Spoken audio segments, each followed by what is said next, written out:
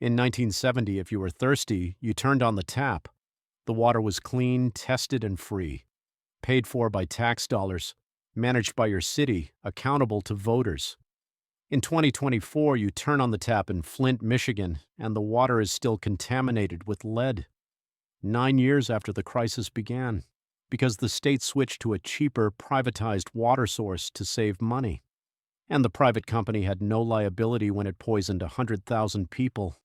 Meanwhile, 50 miles away, Nestlé pays the state of Michigan $200 per year to extract 400 million gallons of pristine groundwater. They bottle it and sell it for $1.2 million. And when Michigan residents sued to stop them, the courts ruled that Nestlé's corporate water rights supersede public need. And in Colorado, if you put a barrel under your downspout to collect rainwater for your garden, you're breaking the law. Because a corporation 200 miles away owns the rights to that rain. Even before it falls, this isn't a dystopian future. This is now.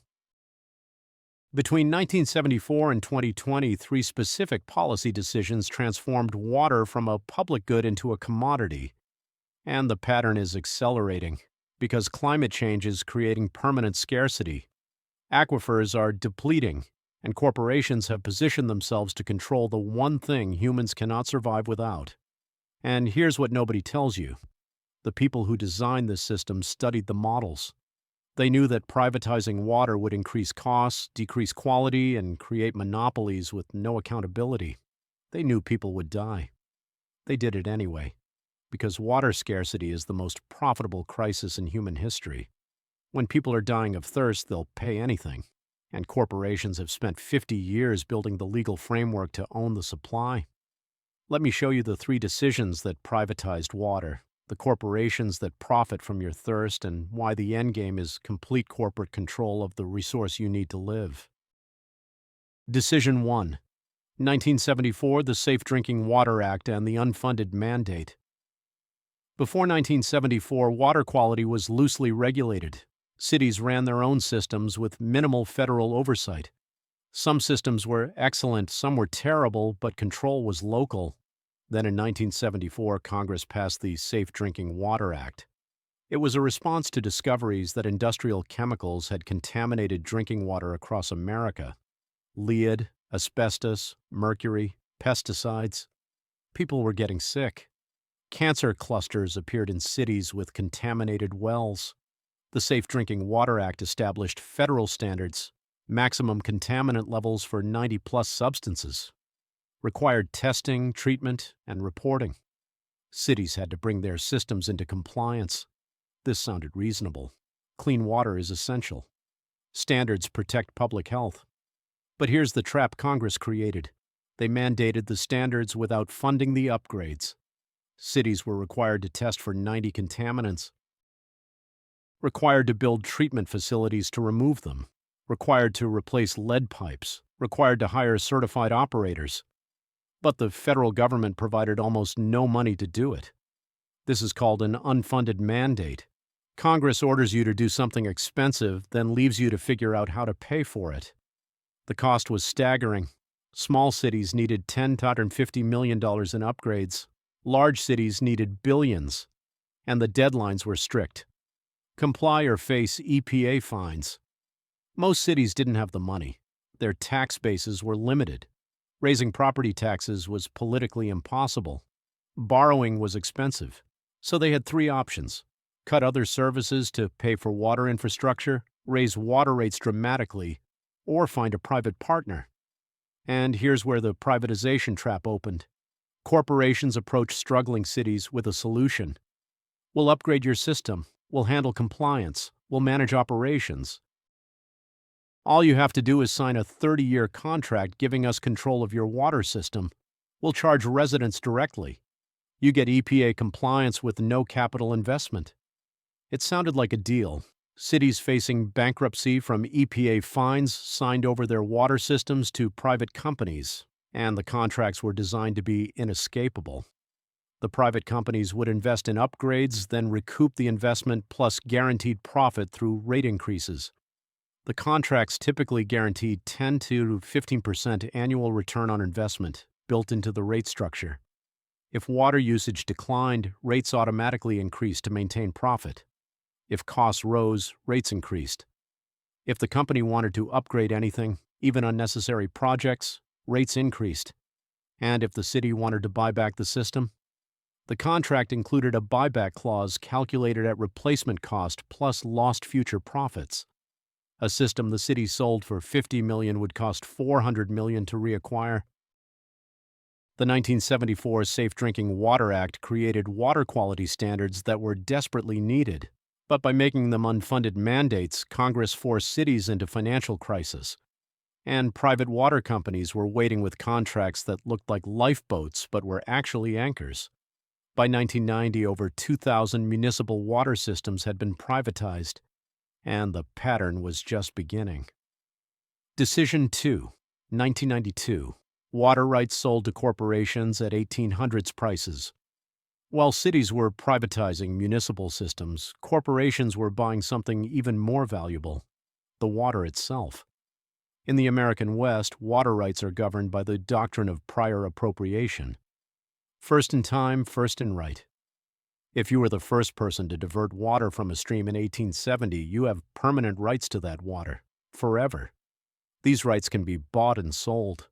And until 1992, they mostly stayed with farmers, ranchers, and small towns who'd held them for generations. Then, the 1992 National Energy Policy Act included a provision that opened federal water rights to commercial sale. The provision was buried in Title 22, Section 2214. It allowed federal water from Bureau of Reclamation projects to be sold to private entities for beneficial use. And it defined beneficial use broadly: agriculture, industry, commercial bottling, anything that generated economic activity. This sounds technical. Here's what it meant. The federal government controls massive water projects, dams, reservoirs, aqueducts, built with taxpayer money for public benefit. The 1992 Act allowed corporations to purchase rights to this water at prices set decades earlier, then use it for private profit. Nestlé saw the opportunity immediately. In California, Nestlé subsidiary Arrowhead Water applied for permits to extract water from the San Bernardino National Forest. The permits were issued under a 1978 agreement with the Forest Service that set the extraction fee at $524 per year. $524 per year for unlimited extraction from a national forest. Nestlé began pumping 700 million gallons per year. That's 1.1 million gallons per day. At $524 per year, they're paying 0.007 per gallon. They bottle it and sell it for $1.50 per bottle. That's a markup of 2,000%. California was experiencing the worst drought in recorded history. Reservoirs at 20% capacity. Mandatory water restrictions for residents. Farmers losing crops. And Nestlé was extracting 700 million gallons per year from a national forest for $524. Residents sued, argued that during a drought, commercial extraction should be suspended.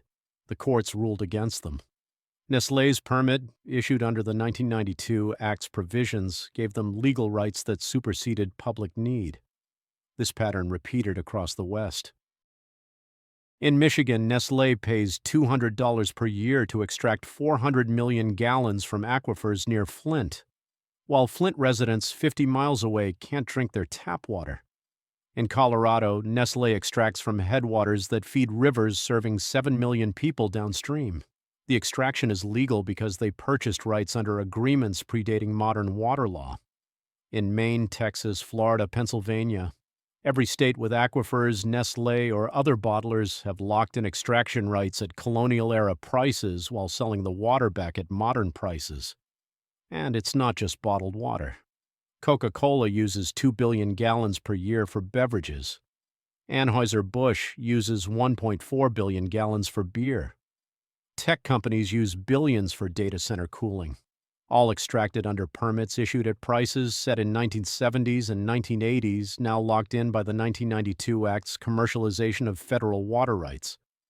The 1992 National Energy Policy Act was sold as modernizing water policy and promoting efficient use. What it actually did was allow corporations to buy water at public benefit prices and sell it at private profit prices. And once those rights are sold, they're almost impossible to reclaim. Water rights in America are treated as property. Taking them back requires compensation at market value, which means paying Nestlé $2 billion to reclaim rights they purchased for $524. By 2000, corporations controlled water rights to 14% of America's freshwater sources, and they were targeting municipal systems next. Decision 3, 2002-2020, the privatization wave and 99-year contracts. By 2000, private water companies had perfected the playbook. Target struggling cities, offer upfront cash, lock them into long-term contracts, extract maximum profit. And between 2002 and 2020, the wave of privatizations accelerated into a tsunami. The drivers were infrastructure crisis and municipal bankruptcy. America's water infrastructure was built in 1920s, 1950s. By 2000, it was failing. The American Society of Civil Engineers estimated that $1 trillion in upgrades were needed over 20 years. Cities couldn't afford it. Post-2008 financial crisis, municipal budgets were destroyed. Tax revenues collapsed. Pension obligations were exploding. Infrastructure spending was the first thing cut. Meanwhile, the EPA was tightening standards. More contaminants added to the list. Lead pipe replacement requirements. PFAS testing mandates. Each new regulation added costs cities couldn't meet. Private water companies, led by Suez, Veolia, and American Water, offered rescue packages. The pitch was simple. We'll take over your water system, invest in upgrades, handle all regulatory compliance, and pay you $50, $200 million upfront. You get budget relief and EPA compliance. We get a long-term contract. Cities desperate for cash signed, but the contracts were predatory. Here's the standard structure. Length, 99 years. Some contracts don't expire until 21 or 19. Rate increases. Guaranteed annual increases of 3 to 7%, regardless of costs. Built into the contract. Profit guarantee. The company gets a guaranteed rate of return, usually 10 to 15% after expenses. If they don't hit it, rates increase automatically. Capital expenditures. Any infrastructure investment is added to the rate base, increasing the amount they earn return on. Incentivizes overbuilding. Performance standards, vague or non-existent. No penalties for service failures. Buyback clauses. If the city wants the system back, they pay current replacement value plus all future lost profits. A $50 million system becomes a $600 million buyback. And here's the mechanism that makes it a trap. The contracts explicitly limit public oversight. City councils can't change rates, can't require service improvements, can't force infrastructure investment. The contract terms override local authority. And when water quality fails, when residents get sick, when rates become unaffordable, the city has no recourse. They signed away control for 99 years. The results have been catastrophic. Flint, Michigan. In 2014, the state-appointed emergency manager switched Flint's water source to save money under pressure from a private company managing the system. The water corroded pipes, leaching lead. 100,000 people were poisoned. 12 died. The private contractors faced no liability. The contracts exempted them. Pittsburgh, Pennsylvania. Veolia took over in 2012. Promised efficiency and lower costs. Rates increased 121% over 8 years. Water quality declined. Lead levels exceeded EPA limits in 2019. Veolia blamed legacy infrastructure they'd had 7 years to fix. Bayonne, New Jersey, United Water privatized the system in 1997 with a 40-year contract. Rates tripled, service declined. In 2012, Bayonne tried to buy the system back. Cost $157 million for a system they sold for $25 million. The city had to borrow against future tax revenues to escape the contract. Atlanta, Georgia, United Water promised to cut costs by 20%. Rates increased 35%. Water quality failed standards. Sewage spilled into streets. In 2003, Atlanta bought back the system after just 4 years. Cost $35 million in penalties plus assumption of all infrastructure liabilities. But most cities can't buy back. They're locked in for decades. As of 2024, private companies control water systems serving 73 million Americans. The contracts run for an average of 45 years, and the trend is accelerating. In 2020 alone, 47 municipal systems were privatized, most in small towns that couldn't afford EPA compliance costs. And here's what makes it permanent. Once privatized, these systems rarely go back to public control. The buyback costs are prohibitive. Cities would need to raise taxes dramatically or cut all other services to afford it. The residents have no choice. You can't opt out of water service. You pay what the company charges, or you don't have water. It's not a market, it's a monopoly, legally enforced, locked in for 99 years. The 3 laws that make you pay for rain. Now let me show you the most dystopian part. In 15 states, it's illegal to collect rainwater on your property. The laws vary by state, but the principle is the same.